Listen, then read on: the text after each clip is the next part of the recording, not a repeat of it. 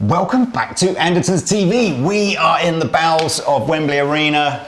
Andy and his band, Five Finger Death Punch, are playing here in a couple of nights' time. You got. Yep.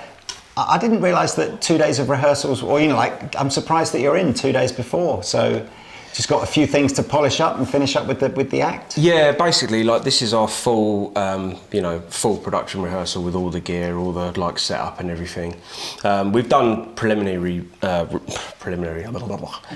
rehearsals in Vegas just to kind of blow off the cobwebs, learn a couple of new songs for the fans, and then fly over here, kind of do it properly for a couple of days, and then head out. Well, last time, we caught up was before you joined the band. I'm trying to remember what. I think you just launched a solo album or something, But at the time, you were one of, a few guys that had reached a certain profile in the guitar world, and you're doing some solo albums, doing some tuition stuff. You had a signature guitar. Mm-hmm.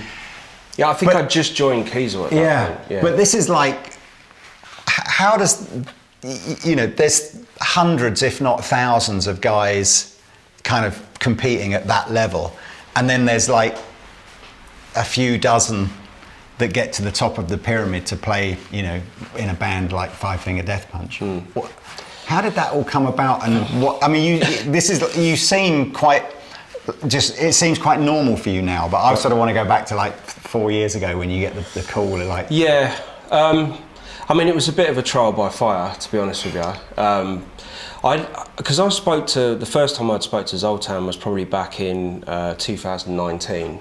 I was still awake at 3 o'clock in the morning. I get an inbox in my Instagram, and it was Zoltan, and he was just asking me if I knew any European guitar players that would be interested in joining a band that was signed, full management, all that sort of thing. And then we chatted for a bit, and then I kind of thought, well, I'm not actually doing a lot at the moment. Is it something that I'd be interested in? He was kind of like, well, I don't know, yeah, maybe. And then told me about the band and stuff, and then it ended up being the Butcher Babies. Right. I think he was helping them, that band out, and a couple of other bands as well. And then, so I met up with those guys. I started working with them a little bit, doing music and stuff. And then, kind of fast forward to the early part of 2020. NAMM show was the first show that I did with them at Dime Bash, which is one of the events they have at the NAMM show. And then it was me and another bass player that had just joined the band. So we did that, announcement, here's the new lineup for the band or whatever. And then I don't think it was long after that until I got a text message from Zoltan saying, what's your music retention like? And I kind of didn't really understand the question. What does that mean? Just I don't know, water can you retention, remember the chords music to retention. songs? Yeah, I don't know. And then I was kind of I don't know, good, I guess. And then he sort of said, look, I might need you to, learn the full set, because I might need you to come out on the road and just kind of be like a backup just in case anything goes wrong, sort of thing. So I was like, yeah, no worries, send over the set, cool as fuck. But I'm stressing, you know what I mean? Thinking, Jesus, what is about to happen? Anyway, fast forward another 24 hours, and then I get the text going, okay, we're gonna need you. So there's a ticket waiting for you at, LAX. First class, never flown first class in my life. Problem is I spent most of the flight with a guitar, sat on my bed, learning the songs with headphones in. So I didn't really get a chance to... Well, you couldn't do that in economy though, could you? No, you could, yeah, so it was a good job it was first class because I had the room. But no, so basically 4 years ago I landed thinking that Wembley Arena might be my first show with the band. Luckily it wasn't though, because I knew the parts of the songs and everything, but I didn't know who was doing what, so I had a couple of gigs to figure out who was doing what before hopping on and eventually joining the band. But I do actually remember standing side of stage here thinking, what the fuck have I got myself into here? Because the whole production and everything is just so big. It's a mental following as well, isn't it? It's and it's far and above anything I've ever done before. I mean, I've done a lot of gigs, I've been in a lot of bands in my life and done a lot of tours and stuff, but nothing arena level, and I'd never even used in-ears before. Right. So it was basically here's your in-ears, here's your guitar, up you go and don't fuck it up. How does an Englishman fit into one of the most American bands ever? I don't know. Like, maybe it's a little bit of kind of because a couple of years prior to this happening, I was down the pub with my mate once, and we were talking about. You know, like if you had your pick of any band that you could see yourself being in, like what band would it be? And like, you know, obviously there's all the, you know, big bands like, you know, Metallica and Megadeth and all that, and you know, obviously they've all got, well, Metallica have definitely got their established lineup, you know, and it would be weird anybody coming in at this point. Yeah. Megadeth has kind of had like a revolving door of guitar players, but I think you need a certain look for that, which I don't really fit into. I mean, you got to have hair for a start, which I don't. But yeah, so and then.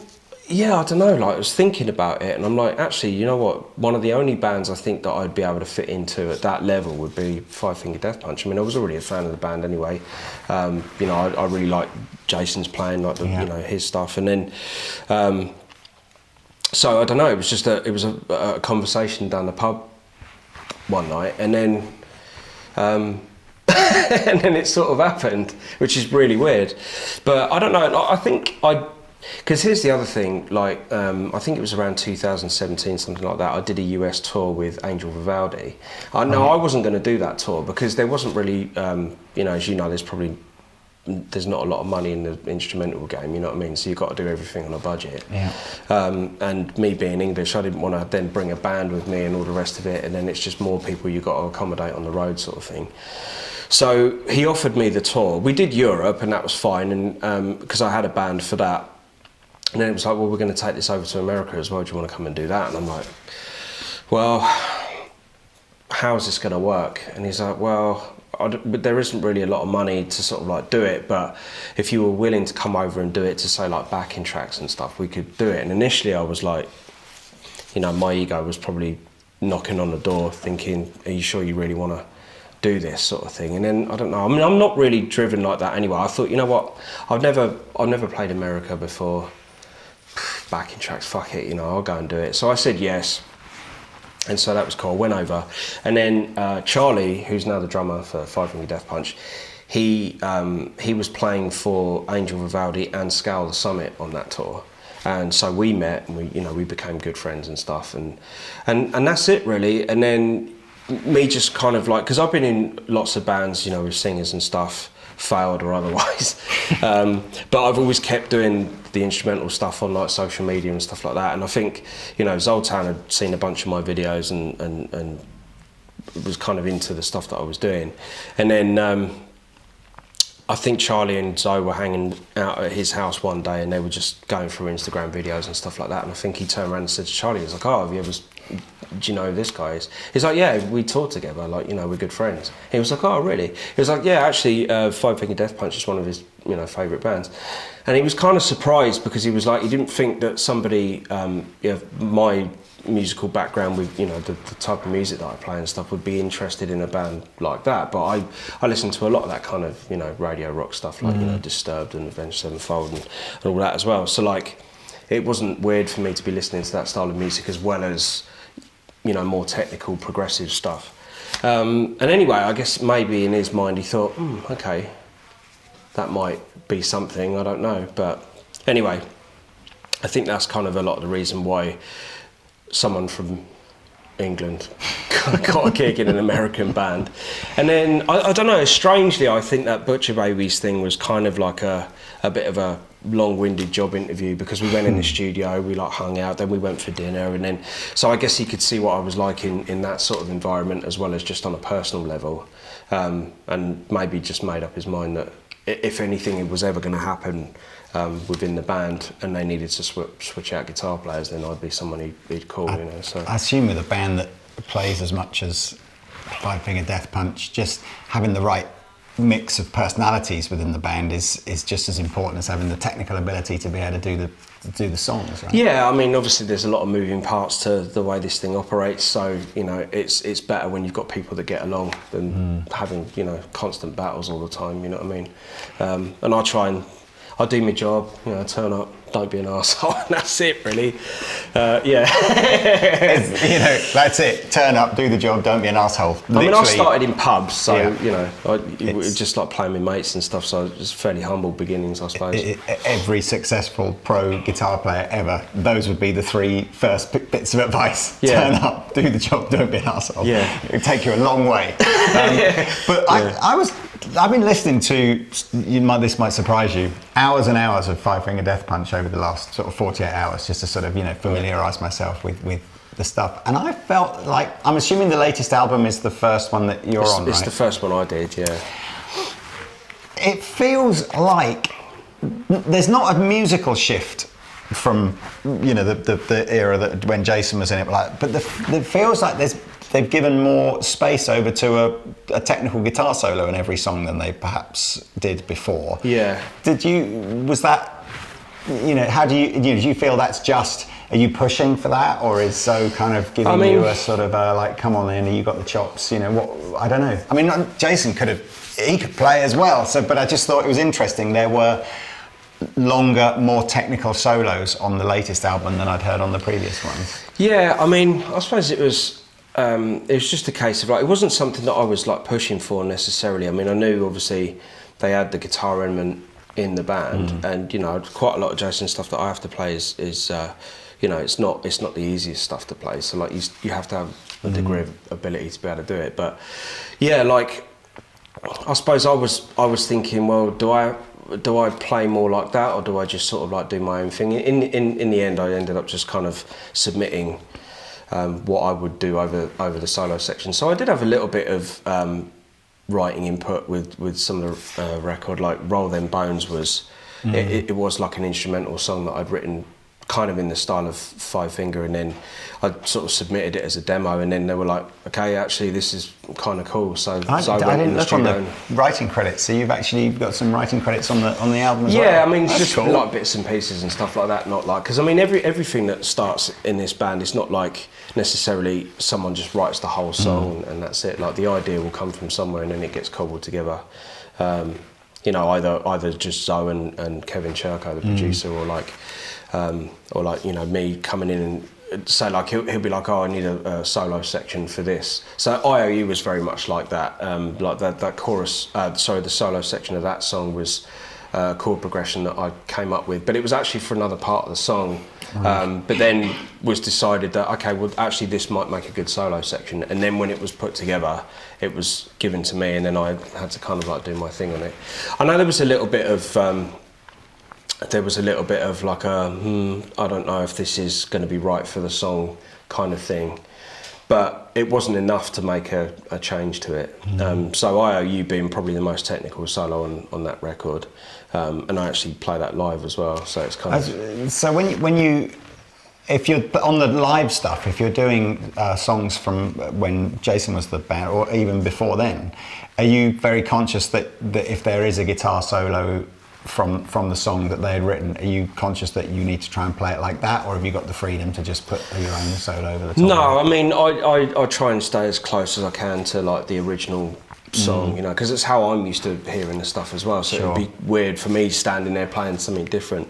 I mean, there is, however, like a couple of different things that he does that I have made little workarounds for me just to make it a little bit easier. Like, you know, my particular picking technique, the way it is, most of it's driven with an upstroke, and he's very much like, you know, down, up, down, down, up, down, and there's a lot of kind of reverse sextuplet runs in the solos and stuff, and that for me as a guitar player is a little bit awkward because I kind of stayed away from doing a lot of that stuff. So I do like these weird 5-note groupings that kind of does the same thing. If you play it fast enough, you wouldn't really know that it's been changed, but it just makes my life easier, like doing that kind of thing. But no, for the most part, I try and keep it as close as I can. And then, yeah, like going back to the new album, so there was like Roll Them Bones, I think Pick Up Behind You, I had a couple of bits in there. There's another song, Blood and Tar, as well. Actually, some of the heavier stuff on that record was more from my direction, like we, you know, messed around with a few ideas and stuff, and a lot of, you know, more of the kind of hit songs, if you like, were more, you know, Zoe and Cherko working together. So that was more what I brought to the table, I think, for that last record. I mean, we obviously walked in, and today's the sort of unload day, so you get a scale of how much kit a band like Five Finger Death Punch, would bring around. And there's, I think there's what, 6 Arctic lorries, something like that, just all being unloaded, cases and cases of stuff. Does that still, that must still, I mean, it can't have been that long ago, within the last 6 or 7 years, where you'd just be at a pub with presumably a little combo. I'd just be lifting the 4x12 by myself through the back door, like up 3 flights of stairs. It's just yeah. I mean, sometimes actually, when we're on tour, I will, if I'm up and I'm not like sleeping in or whatever, I will come in and just watch them, just build the whole thing, because it's like, I mean, respect to the crew. Like, I mean, if it wasn't for any of those guys, like, we wouldn't have the setup we have, And I just like watching the whole thing get pieced together. Like, imagine if you took a time-lapse video of the whole thing, and then it would just be insane, like where it starts and where it ends up, and then they got to pack it all down. I was about at to the say, end, it's the pack down is the one where they're almost. I sometimes think, next time you've been to a big gig and you're driving home and you get home a couple of hours after the gig's ended, remember that the crew have probably virtually finished packing down by the time you've even got home. It's just like, it's an insane feat to do that. Yeah.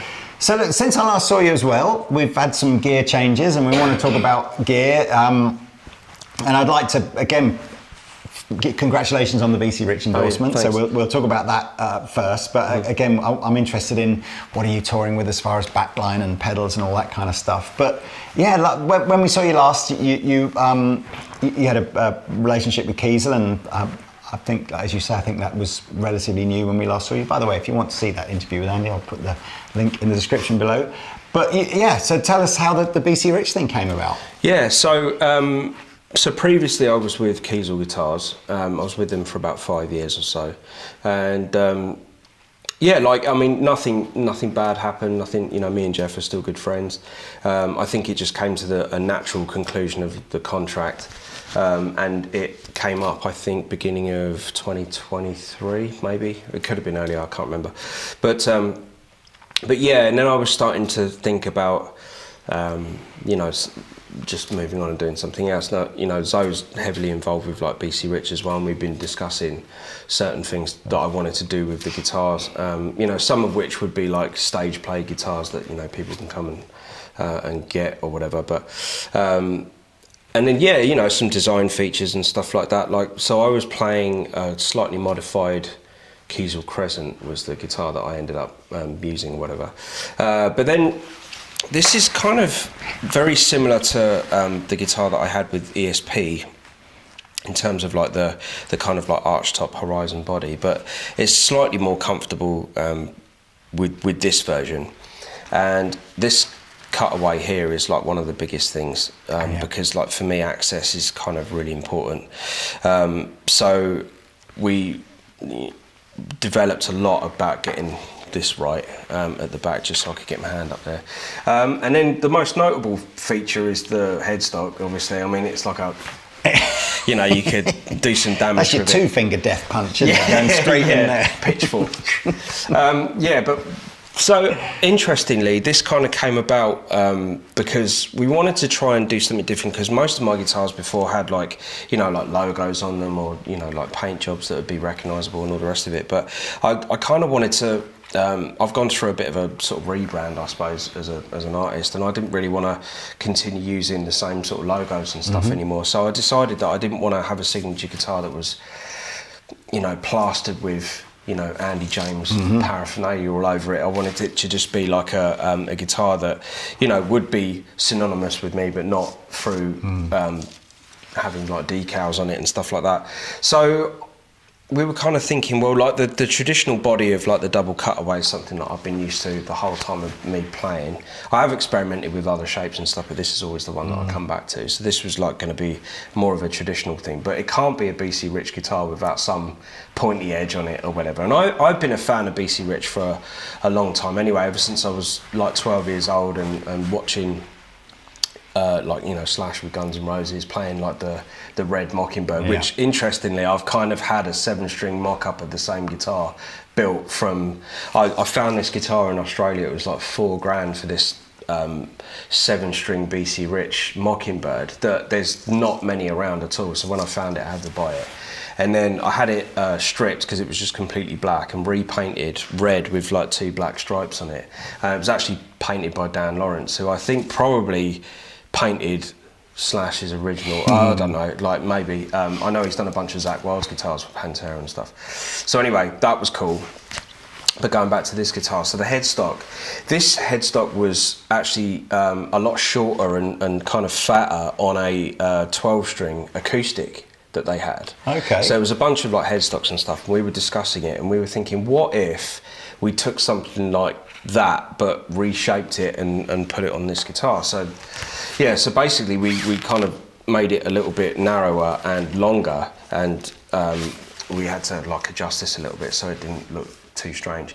It's definitely a polarizing characteristic of the guitar, because I've seen like comments about it going, oh my god, it's the worst fucking headstock. But for me, I think it's like, you know, there's nothing really else out there that's like that. And it was the sort of thing where I thought, well, if it's going to be a signature thing to do with the guitar, why not do something aesthetic? Because obviously on the other end of the guitar, you've stayed very relatively traditional, right, with the so I do get that. I mean, I actually visually I quite like it. I can literally see the factory manager looking at the design of this with his head in his hands, going, "Oh my god, how are we going to try and do this?" It took a few goes, Mike. I mean, it was like a few. I mean, originally it was just because Zoe's really good at like art, so he does all the merch and the artwork for the band and stuff. So like literally hand piece of paper, drawing it out. Well, we could sort of like do this.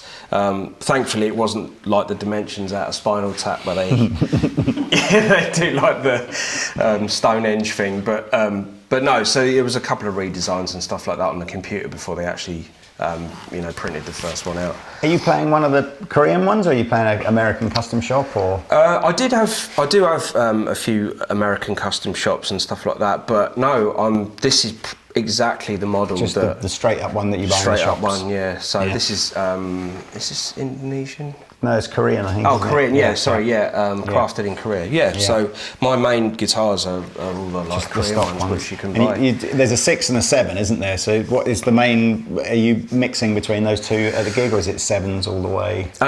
Well, I mean, when I originally joined the band, because they play in B standard baritone tuning, like a lot of the solos are very hard to get up that high on a guitar tune like that. So for me, as luck would have it, I'm more of a 7-string player anyway. So when I learnt the songs, I had to transpose a lot of it into just playing it in standard tuning. So for me, 7-string is much more of a natural choice. 6-strings kind of feel a bit weird for me now. Like strangely, when I pick one up, it feels a little bit claustrophobic. Like all of a sudden, I can't see all the notes and stuff that I want to play. So a 7-string now for me just seems like way more natural. So this is like my main setup. I've got this one. I have like a black one, and I got a green one as well. I see the green one's the newest colour one, isn't it, that I've seen? I don't think we've got the black and the white ones in the store. Right. I think the green ones are on their way. Yeah. But did you have Evertune on the Kiesel? Yeah. You did?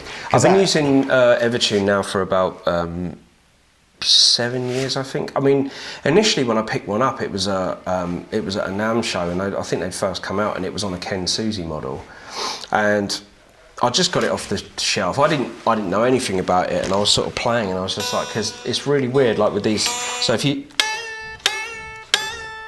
So when it's like I was going, that is the weirdest thing when you bend on a guitar and it doesn't react or get the note that you're expecting. So you just have to kind of like wind it until it goes up.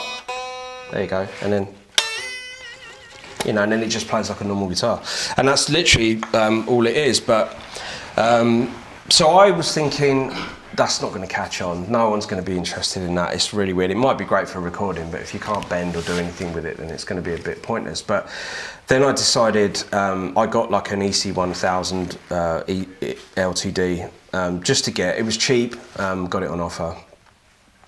And I just used that as my, right, I'm going to get my head around this thing, because I know there's potential in it for this to be probably the best thing invented for guitar since guitar was invented.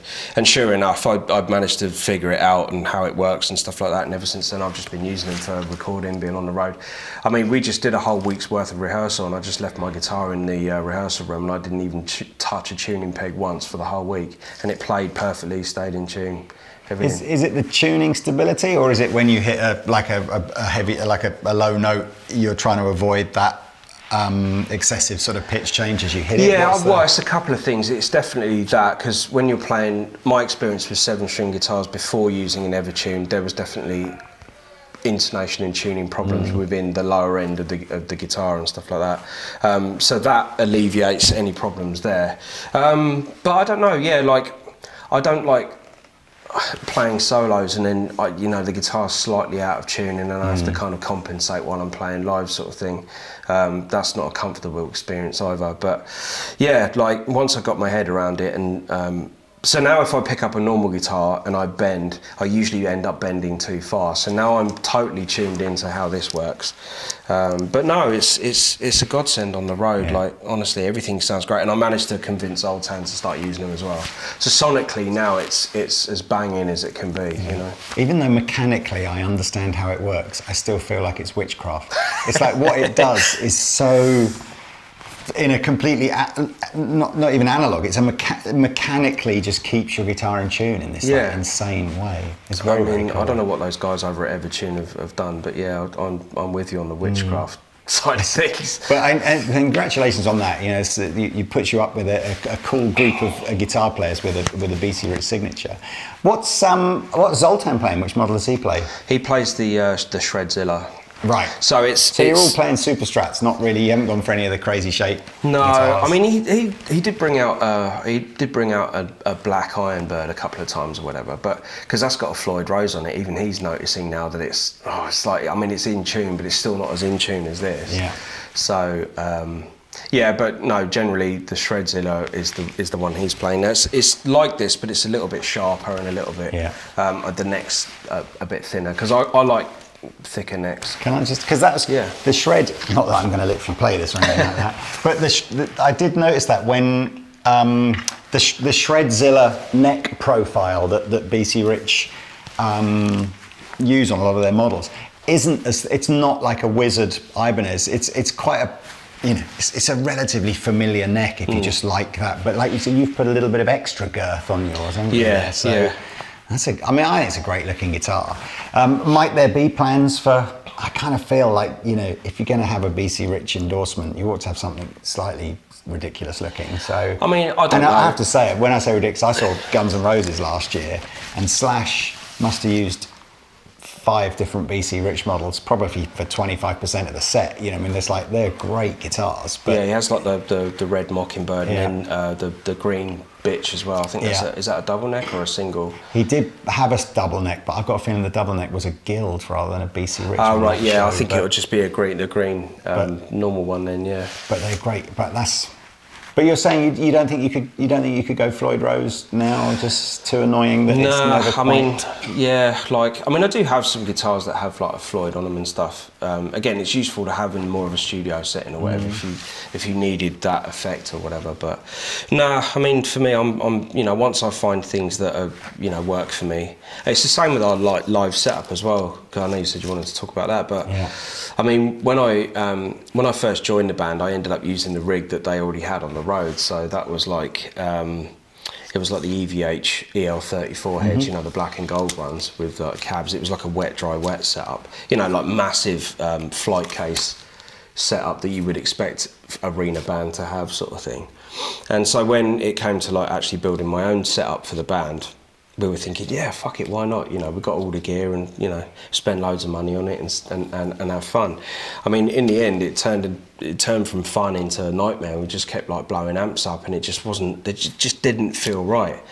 But like, you know, prior to being in Five Finger Death Punch, I'd just been playing an unpowered Kemper through a Fryette 50-watt power station through a 2x12 cab, sending a direct feed to the front of the house and then having a mic on one of the speakers and then blending the two together, and that's pretty much what I've been doing for the last 5 years or so prior to being in this band. So it did get to a point where we were like a couple of days in and I was kind of like thinking, fuck, what am I going to do? And then in the end I just drove home and got my $1,800 Kemper powered one, and we had like I think we got like a splitter box so we could run one Kemper into 2 412 cabs, and that was it. So much so, like, because Zoe had been using like valve amps and stuff like diamond heads, I think, for the last 15 years or so while being in the band. And in the same rehearsal setup, he was having problems as well. And because he wasn't really that familiar like with the Kemper until we lived together, and he had a studio in his house. And one day he just kind of like came in and we were like jamming and fucking around. And then I was asking him about like the origin of like the 5-finger Death Punch guitar tone for like all the, you know, the records and stuff, because, you know, for the early albums he basically did everything himself. So I was like, so how did you, you know, figure all that out? So it was a culmination of like two different tones, one that was like really bottom end heavy and another one that's got a little bit more mid range, and then just sort of spliced together. So quad track creates that sort of wall of sound. So he showed me how he'd set all that up, and then I was like, well, you know, if because he was paranoid that the old gear was like eventually going to like blow up and he wouldn't be able to get that sound anymore. And I know that Kevin Churko had done some profiles of that tone, so he has his own version of what this sound was, but I think he'd done it by himself. So Zoe hadn't really understood the whole thing, so I walked him through it. We set up his original tone and then we put it through like the Kemper, and then but this is like a testament to the algorithm in the Kemper as well, because we both played through the same setup to capture that tone, right? So he went first and did it, and then I plugged him into the front of the Kemper, and he was just like almost confused, going, this is really weird, because this is exactly the same as that tone, but it's in that thing and it has the same feel and everything. And I was just like, yeah, okay, well, let me play through it and see if it kind of has the same thing. So I did it. He has inherently a little bit more low end in his hands than I do. So my just general playing and everything just tends to have a bit of a thinner sound, but the Kemper algorithm picked it up. And it was just, he was just like, fucking hell, this is just amazing. So after that, you know, studio thing or whatever, it then gets to rehearsals, and he's like so frustrated with his gear in that. And I said, well, look, I got the tones that we profiled in the studio. Do you want to try it through the cabs and see how it sounds? So he's like, yeah, go on then. Anyway, I plugged him in, got him through like the cabs and stuff like that. Did, you know, some tweaks or whatever after he was like, yeah, you know, maybe a little less gain, a little more mid-range or whatever. So we, you know, tweaked it, and then I couldn't get him off of it. It's just like kind of, you know, like he just picked up guitar for the first time, like walking around and stuff, and he was just like, this is fucking brilliant. So he literally sacked off all his gear, bought like God knows how many Kempers, and he's just been doing that ever since. So we're both running those now for like the live show. So I came in, I basically changed all of his gear, changed his like bridge on his guitar, and now we're both using pretty much the same thing. But. And I mean, I think that's when I've felt I've got that kind of digital gear sounding best, is when you do still elect to use a tube power amp and a regular guitar cabinet, rather than going FR or something like that. So is that what we'll see? You know, is that essentially what they're loading in now? I mean, yeah. Well, I mean, no, we're just using like the powered Kempers now, just because most of it is like in ears and out front house. You know, it's just so much more consistent venue to venue. But I mean, having said that, like I'm not one of those guys that's like, oh yeah, you know, valve amps should just be outlawed and everything should be digital, because it's still a real experience to just plug into, say, like a Marshall or a 6505 or whatever, just straight in, turn it up and play. Like, I mean, it's some of the most inspiring stuff even now to sit there and do. So I just think that there's, you know, there's more practical options out there for doing this day-to-day on the road stuff. You're not popping tubes all the time. It's not like you're worrying about whether it's going to sound this way or that way, you know. So there's definitely fors and against. Isn't that odd though? So you've got 6 Arctic lorries, hundreds and hundreds of flight places, and you just got a little man bag with your. That's it. No, I mean it's still in a hefty flight, but I know what you're saying. Yeah. It's, you know, can you imagine just 40 years ago, and you see the sort of walls of backline that were basically transported halfway around the world, and armies of guitar techs employed to keep them working and all that kind of stuff. It's just different now, isn't it? But I think it started because I was using like full valve amps like back in the day, 6505 with the, you know, the tube screamer and the noise gate and then like the effects and stuff. And I think it was always a bit of a tap dancing thing for me to get everything that I wanted all in one thing. It wasn't until Bogner and Line 6 joined, and so you had like the sort of digital preamp valve power amp version, and the Mark 1 like Line 6 Bogner spider valve thing was amazing. I used that all the time. I've forgotten about those, but yeah, but it was funny because it was one of those amps that like you turn up and like the in-house engineers at the time would just be like, are you sure you want to be using that? It's just laughing at it. But I had one of those going into an old school Mesa 412, and honestly, it was fucking devastating. Like, it was so clear and precise, and it just cut through. It was brilliant. It didn't have that horrible, like, digital, high-endy, raspy sort of sound, you know what I mean? But then they discontinued it, unfortunately, and they changed all the settings on it, and they brought the Mark II out, and the whole thing just didn't really work, in my opinion. So that then set me on the road to trying to find a way of being able to try and recreate something like that was a bit more consistent and that would last the test of time. It always bugs me though when companies do that. They come out with something great and then someone has a bright idea and goes, oh yeah, we're just going to change the whole thing and put the 2 out, or make all the stuff that was available and then just add to it. But anyway, I don't know. But yeah, so I found the Kemper and the power amp thing, and then I just stuck with that. That's cool. Well, you mentioned the tap dancing thing. Are you running through several patches on the Kemper, or are you running that on a MIDI? No, none of the setups. Just MIDI. Manual with a foot switch and. No, it's all old school. I've got my tech in the background, like he's watching for the changes and trying to keep up, like. Yeah, no, because I mean, there's nothing worse than like relying on technology to the point where it literally does everything for you, because that's it. If it goes down, the gig's fucked. Yeah. So like, we can still do a show as a band as it should be, and you know, and doing it old school, and I think that's just the way it should be. But so you must have a certain amount of freedom on stage, and so you haven't got to get to a pedal board for anything. Yeah. Just full wireless. Wireless. Tech does everything in the back. Watches me, because I mean, I did have a bit of an accident last year where I was on stage, and then after a solo I'd turn around and there was a monitor on stage that I fell over and I just like cracked my ribs in the thing.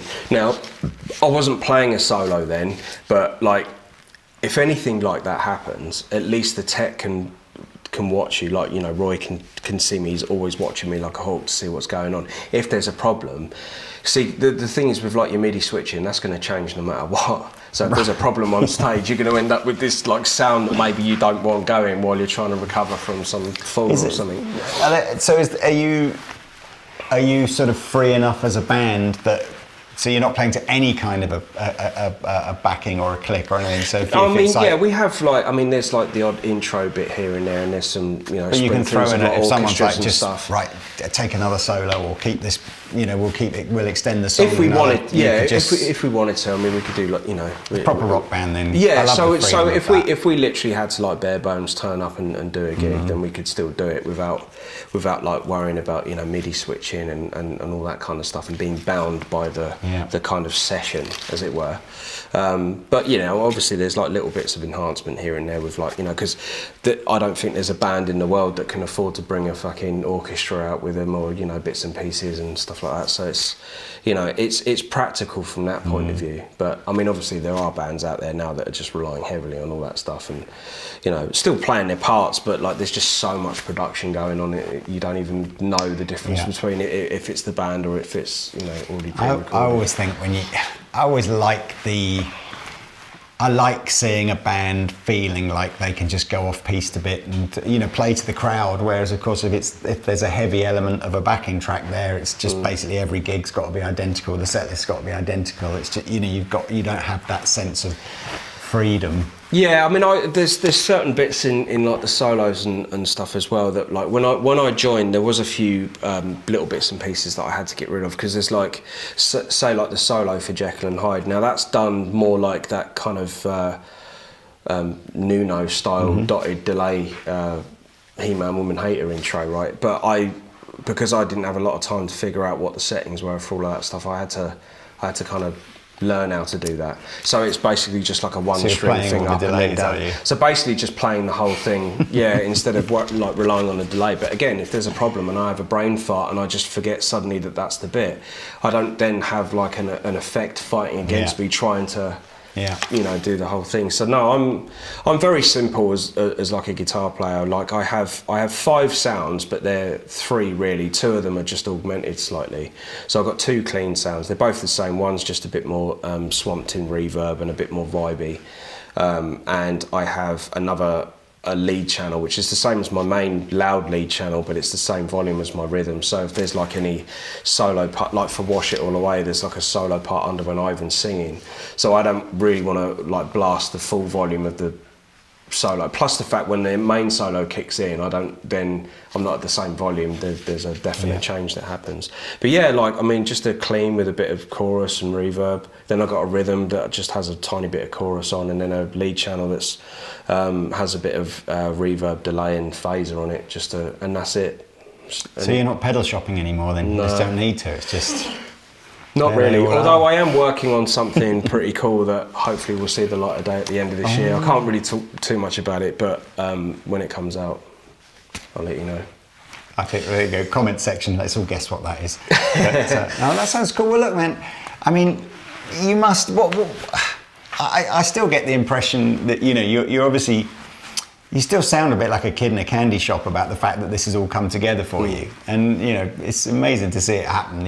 It's got to be it's everybody's dream, right, I suppose. It's good fun. I mean, like, if you can turn around and say that, like, you can get paid to do basically your hobby and do that and double up as a job as well. I mean, they say, like, if you enjoy your work, you never work a day in your life. It's like, this is fun for me. So, I don't know, long may it continue. Hopefully it does.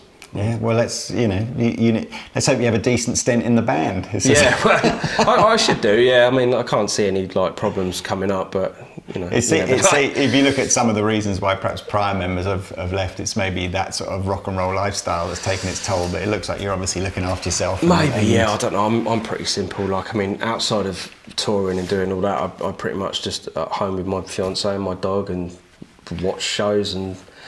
My other passion is like recording and producing and mixing and doing all that sort of stuff. So everything that I do is music related. You doing any side stuff, side projects of your own, bits and bobs? Or? No, I'm always like, got like folders lying around of instrumental stuff that I'm kind of working on and bits and pieces just in case there's a bit of downtime and I fancy putting some new music out. So that will never die for me. That will always be a thing that I'll continue to do. I know some people were worried that when I got this gig, I'd sort of turn my back on that completely, but we're so busy. I mean, after this tour run or whatever, then we're probably going to be in the studio working on the next record. So there's a big chunk of Five Finger Death Punch stuff that we've got to do before I'll be thinking about doing anything for myself. But I'm always, chivying away, working on stuff. Well, mate, it's so kind of you to let us in behind the scenes for a little bit, and it's been a pleasure catching up with you again. It's a shame you live in, well, not a shame for you, it's great that you live in Vegas now, but it's a shame we don't get to see you as much. But look, maybe if the band's coming back and forth a bit more, then, you're always welcome to drop in for a cup of tea. The finest British PG tips. There's a never-ending supply back at Andertons. Yeah, so look, man, thanks so much. Yeah. Great to see you. Cheers. Thank you so much for watching. See you next time. A little bit of behind the scenes here before we go. It's Roy. This is Andy's tech. We got to talk into the ferret here. Okay. Hello, ferret. So look, this is the A&B rig, as you were just talking about before. So just talk us through what you got in the rack. Well, basically, yeah. So this is the A rig. So this is like the main rig that we use for like all the shows. If we have to do any like off-piste travelling, then this is the one that goes afterwards. This is all carefully crafted by Roy here, all very neat and tidy. If I was building this, it wouldn't look half as good as this. So we have like A Kemper, B Kemper in the A rig. We just use the one, we're not running two at the same time. It's just if for some reason this goes wrong, then it just automatically flips to the second one. And then this is like the switching for both. So as I said in the interview, you've got clean, rhythm and lead. The rhythm and lead are the same tones, just with slight different effects. This one has a bit more vibe on the clean, and then this one is just the lead that's the same as the rhythm, for any overdubby bits or whatever. And we've got full emergency room over here in case any of the guitars need treatment. Yeah, this is the guitar hospital over here. So, I think, why haven't you got a neon-coloured sort of trim on your tech, I don't know, you'll have Roy? to ask Ryan. That's Bass World. We don't get involved with Bass World over there. Here we go. So you got the standard. We got the Boss tuner, Peterson tuner. Come on, what does every good guitar tech need? To know how to solder, for one. Yep. And do frets, set up guitars. I mean, recrown, level, fret ends. Andy's pretty particular. I mean, Andy will adjust his action probably 5 or 6 times before the tour's over. But that's okay, as long as he's comfortable. You know what I mean? What else are in the secret drawers? So to get a side profile of the action, you can see how high I have the strings. And I can show you. Andy, if you didn't hear that, was just saying he has a pretty high action actually on his guitar relatively. And that's at 120 at the last fret. It looks freaked out, but it's 120. What's the one thing you couldn't live without? Desert Island Guitar Tech, just that? Pretty much. For Andy. Fair enough. How long have you been teching for? 38 years. 38. Come on, tell us some of the good. Years. Tell us some of the really good guitar players you've teched for. Michael Schenker, Warren DeMartini back in the day, Joey Allen from Warren, Eric Turner, Steve Stevens, Billy Idol, Fleetwood Mac, obviously for a long time. I did them for a long time. Stevie Nicks, obviously solo. It just goes on and on. This is a more interesting interview than the one we did with Andy. Dixie Chicks before they were the Chicks. Wow. So I mean, what is it? What stays on tour? What's even the saying? What happens on tour stays on tour. You don't want to hear those stories, man. Trust me. There's midgets. There's all kinds of things involved. This is why rock music is the best form of music in the world. Yeah. Anyway, look, cheers, Roy. Take it easy, man. Good luck. Have a good one. Right. Off camera, I'll tell you stories. Thanks, man. Oh, that's it. He's gone. He's turned off. That's right. it. Bye. See you later. Cheers.